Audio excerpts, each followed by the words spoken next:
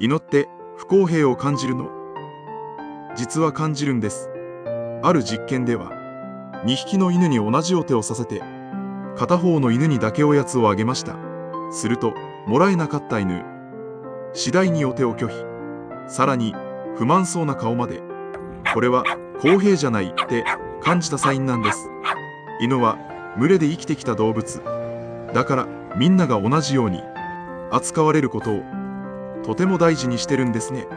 あなたのワンちゃんもちゃんと見てるかも。その平等さ。犬はフェアを知っている。